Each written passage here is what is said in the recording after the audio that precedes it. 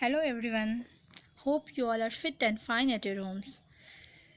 I'm Ronak Afroz and dear students, we were doing chapter number 6, An Education in Science. And today we will complete the rest part of the portion, rest part of the chapter.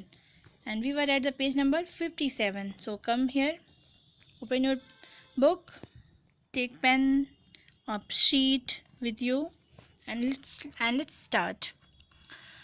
What was the What are the science related issues that the public will have to make decisions on in the near future?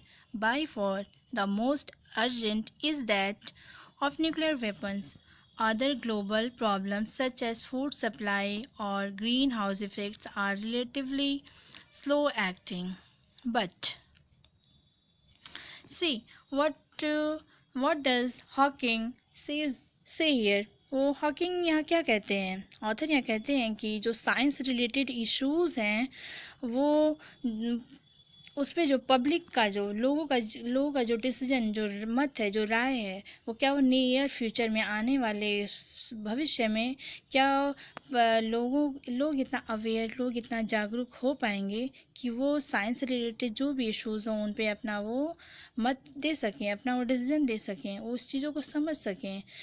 By for the most urgent चीज़, जैसे कि अभी nuclear weapons जो अभी हमारा सबसे जो कहते हैं ना अर्जेंट इशू है, उसके बारे में क्या लोग इतने अवेयर हो सकेंगे? अदर ग्लोबल प्रॉब्लम्स हैं जैसे कि फूड सप्लाई हुआ, ग्रीन हाउस इफ़ेक्ट्स हैं, ये सब क्या है? Are relatively slow acting. ये हमें नुकसान तो पहुंचाते हैं, हम हमें पहुंचा सकते हैं, लेकिन स्लो एक्टिंग. लेकिन क्या है? ये just like slow poison.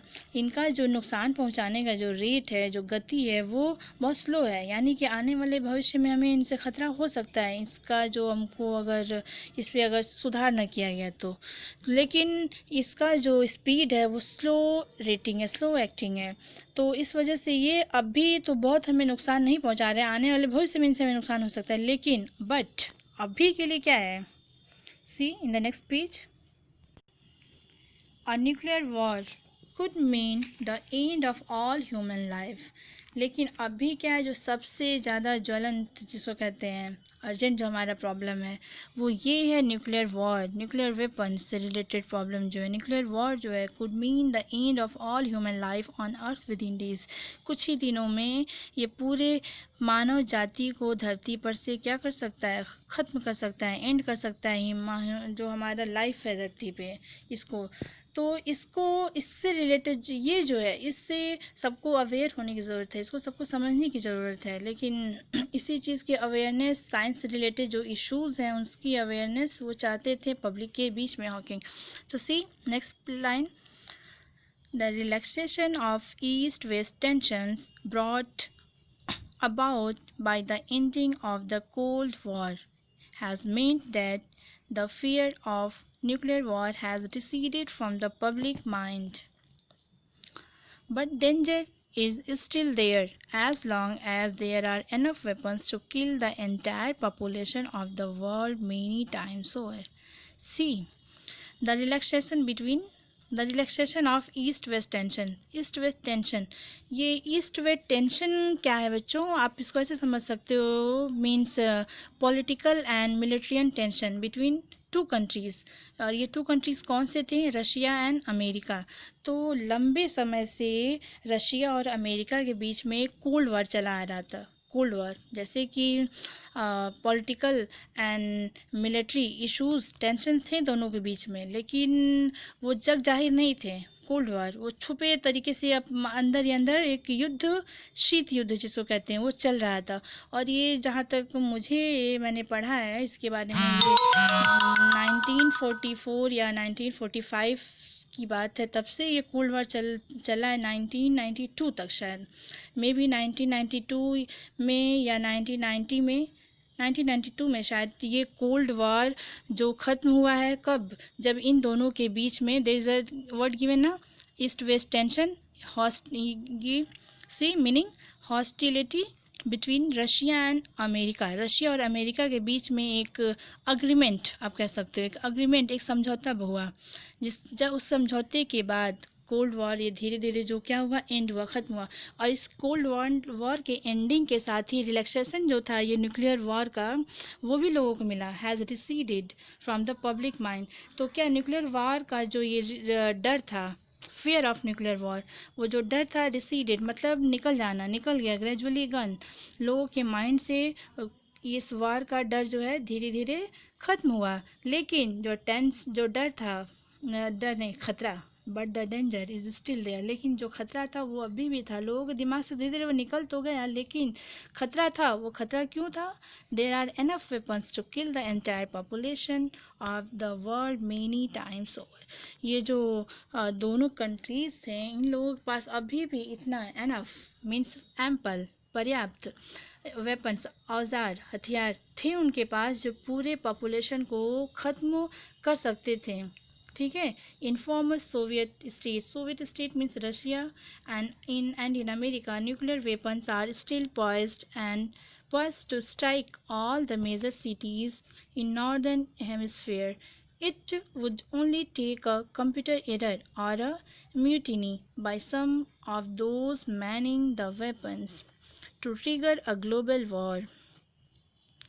It is even more worrying that even minor powers are now acquiring nuclear weapons. See what is happening now. वो कहते हैं कि ये जो खतरा था लोग दिमाग से तो निकल गया था, लेकिन ये जो कंट्रीज़ थी इनके पास अभी भी इतने वेपन्स थे कि वो मानव जाति का नुकसान कर सकते थे, पूरी मतलब धरती के पॉपुलेशन को ख़त्म कर सकते थे। और साथ ही साथ जो ये कंट्री थी रशिया और अमेरिका, ये न्यूक्लियर वेपन्स को स्टिल पॉइज्ड मीन्स तैयार किया जाना, यानी अभी भी वो ऐसे हथियार को बना रही थी ये कंट्री भीतर ही भीतर, अंदर ही अंदर, कि जिससे मतलब जो नॉर्दर्न हेमिस्फीयर जो था, जो उत्तरी गोलार्ध की तरफ जो भी सिटीज़ जो भी कंट्रीज़ आते हैं, वो क्या होते हैं, वो पूरी तरह से जिसको ऐसे तो छोटे छोटे औजार बना रहे थे कि मतलब जो कम लेवल पर भी ख़तरनाक हो। और जब पहले हम छोटे औजारों को यूज़ कर सकें, हथियारों का यूज़ करें, ऐसे इस तरह के वेपन्स बना रहे थे, क्योंकि उनके पास तो ऐसे शक्तिशाली और पावरफुल वेपन्स थे ही। वो छोटे छोटे वेपन्स भी अब इस तरह के बना रहे थे जो कम रेंज पर भी लोगों को नुकसान पहुंचा सकें। It would only take a computer error or a mutiny. Mutiny कहते हैं बच्चों, आप इसको समझ सकते हो कि जैसे some worker refuse to work according to you, some worker disobeys and want to take charge in his hand, कि लोग क्या करें, अपने मालिक, अपने जो भी ऑफिसर्स हैं उनकी बात को ना मान के वो अपने अकॉर्डिंग काम को करना चाहें। ठीक है, अब चीज़ों को कंट्रोल अपने हाथ में लेना चाहें, उसको कहते हैं म्यूटिनी। तो कहते हैं कि ये जो वार जो था, जो न्यूक्लियर वेपन्स का जो एक धीरे धीरे ग्रोथ हो रहा है बनने का, ये धीरे धीरे अगर किसी उनका ये अपना ये सोच था कि अगर ये किसी हद तक कम हो सकता है तो कैसे, कि जो वर्कर्स हैं वो इन वेपन्स का जो ऑपरेट करने का जो वो है, अपने ऑफिसर्स के अकॉर्डिंग ना करके वो अपने अकॉर्डिंग इसको डील करें, कि कहाँ इसको यूज़ करना है कहाँ नहीं यूज़ करना है, इसका अगर वो राइट अपने हैंड में ले लेते हैं, अपने ऑफिसर्स की बात को डिसओबे करके अपने हैंड में इस कंट्रोल को ले लेते हैं, तो शायद ये कुछ हद तक रोका जा सके। लेकिन ट्रिगर मीन्स टू स्टार्ट, तो ग्लोबल वार को स्टार्ट करने से थोड़ा सा में भी रोका जा सकता है। It is even more worrying, लेकिन चिंता की बात ये भी है कि ज़्यादा चिंता की बात ये है कि दैट इवन माइनर पास, जो कम शक्तिशाली देश हैं, वो भी क्या कर रहे हैं, अब हथियारों का, ये वेपन्स का इस यूज़ करना, बनाना स्टार्ट कर चुके हैं। वो कैसे भी इसको एक्वायर करना चाहते हैं इस वेपन्स को अपने देश में। तो सी नेक्स्ट प्रॉब्लम ये है यहाँ पर कि द मेजर पार्ट्स जो थे बच्चों,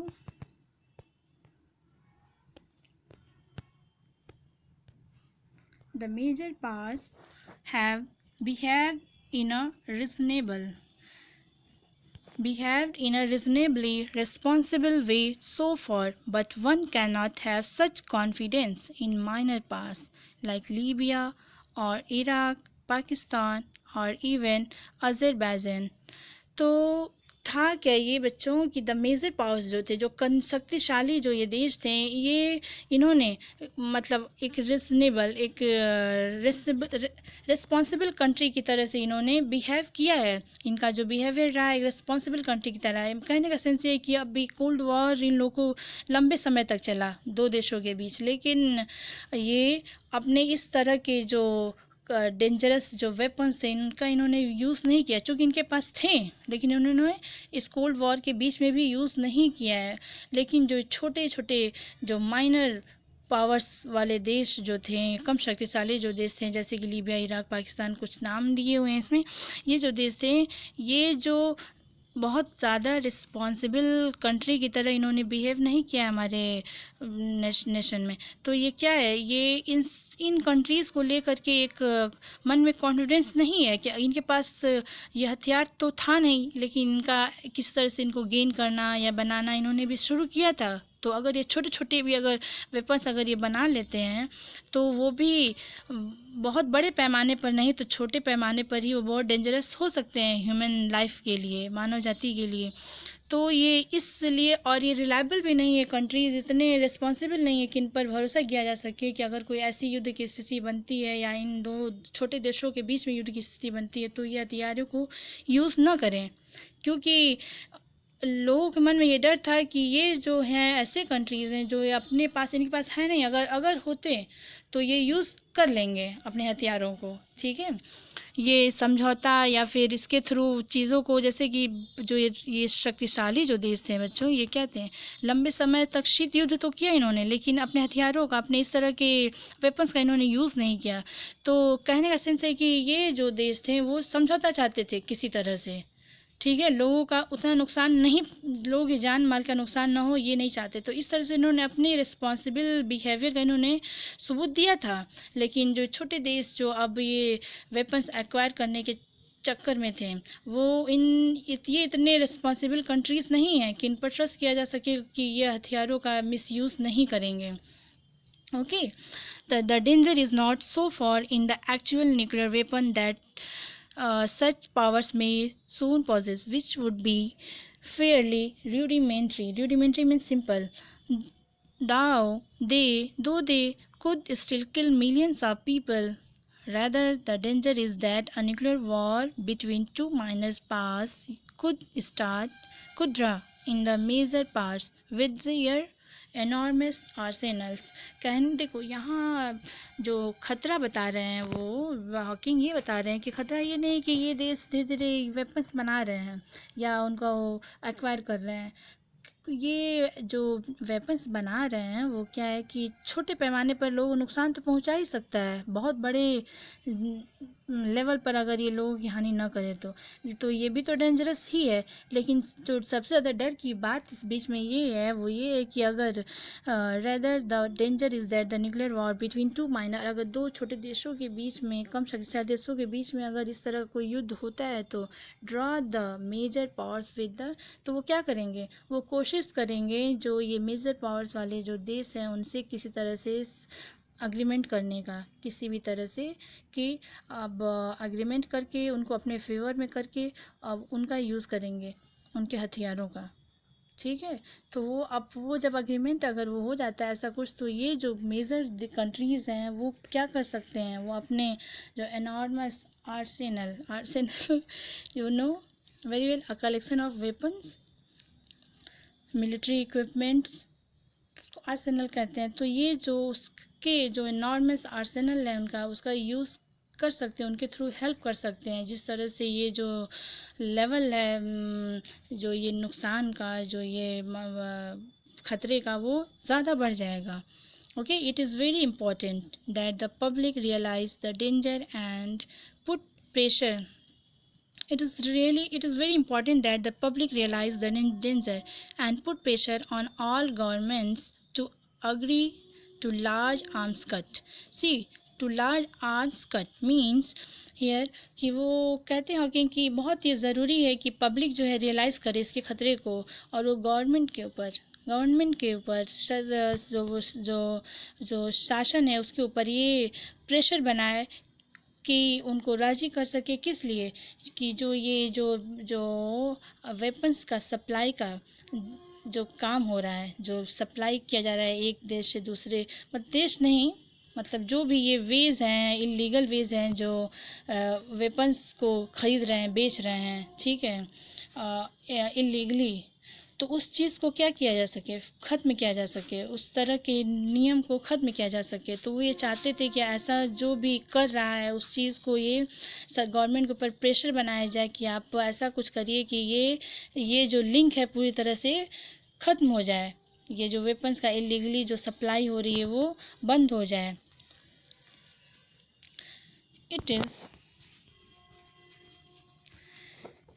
It probably is not practical to remove nuclear weapons entirely, but we can lessen the danger by redu- reducing the number of weapons. See, ये कहते हैं कि ये जो है ये प्रैक्टिकली ये पॉसिबल नहीं है कि एक ही बार में सारे वेपन्स को, न्यूक्लियर वेपन्स जो है उनको ख़त्म किया जा सके, लेकिन धीरे धीरे उसको we can lessen the danger, हम खतरे को कम कर सकते हैं बाय रिड्यूस करके, कम करके इस वेपन्स की जो नंबर है, जो संख्या, यानी कि धीरे धीरे एक ही बार में तो नहीं ख़त्म किया जा सकता है इस न्यूक्लियर वेपन्स को, लेकिन धीरे धीरे इसको संख्या को धीरे धीरे कम किया जाए, जिससे ये खतरा भी धीरे धीरे कम हो जाए। If we manage to avoid a nuclear war, there are still other dangers that could destroy us all. There is a sick joke that the reason we have not been contacted by an alien civilization is that civilizations tend to destroy themselves when they reach our stage. But I have enough faith in the good sense of the public to believe that we might prove this wrong. See what if we manage to avoid, अगर हम किसी तरह से manage कर लें इस nuclear war को avoid करने करना, तो फिर भी हमारे यहाँ बहुत सारी ऐसी प्रॉब्लम्स हैं जो पूरे पूरे मतलब जो हमें डिस्ट्रॉय कर सकती हैं, और लोगों के बीच में एक सिक जोक, मतलब आप कह सकती हैं बीमार मानसिकता जो लोगों की है वो ये कि जो रीज़न है, मतलब यही रीज़न है जिसकी वजह से हम एलियन से कांटेक्ट नहीं कर पा रहे हैं, वो ये कि एलियन जो है, एलियन सिविलाइजेशन जो है, अगर उससे हम कांटेक्ट करें तो वो क्या है, वो हमारे स्टेज तक, यानी कि वो जब डेवलपमेंट करेगी तो वो अपने आप को खुद ही को डिस्ट्रॉय कर सकती है, ठीक है, तो उससे हम मतलब उसको हमसे खतरा है, उस लोगों की ये सोच है। तो लेकिन वो कहते हैं कि मुझे इतना पूरा विश्वास है कि लोगों का जो सोच है वो हम लोग गुड सेंस में बिलीव, उनका जो है गुड सेंस में, but I have enough faith in the good sense of the public to believe that we might prove this wrong, कि लोगों का ये जो सोच है, जो थिंकिंग है, इसको हम लोग क्या कर सकते हैं, इसको गलत साबित कर सकते हैं, मीन्स बदल सकते हैं उनका, उनके जो बिलीफ को, उनके जो सेंस, उनका जो पब्लिक का जो थिंकिंग है इस बात में कि ये एलियंस को लेकर के, इस उनकी थिंकिंग को गलत साबित किया जा सकता है, इसको गुड सेंस में उनको अगर समझाया जाए, चीज़ों को बताया जाए तो, ठीक है। जिस तरह से एक पॉजिटिव स्टेटमेंट के साथ हॉकिंग अपनी बात को ख़त्म करते हैं। सो chapter is, this is all about the chapter is over now. आप लोग इसमें से वर्ड्स मीनिंग पढ़ेंगे। I have some value points for the chapters. Let's see.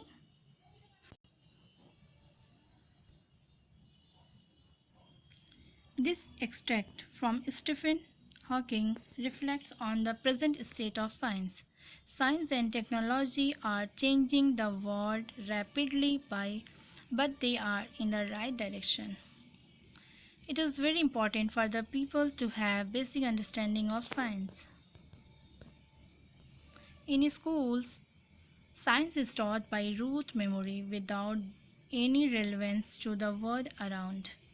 As it is taught in terms of equations, he gives tips to improve scientific temperament of people with the help of television.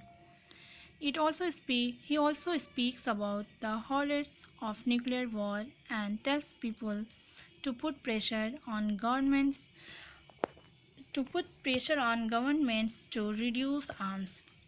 So these all we have understood in these chapters. These all are the value points of the chapters. Okay students, keep watching, keep learning. Okay, and एक आप लोग vocabulary अपना column बनाओ और words meaning ज़्यादा से ज़्यादा learn करो. ओके, थैंक यू बच्चों.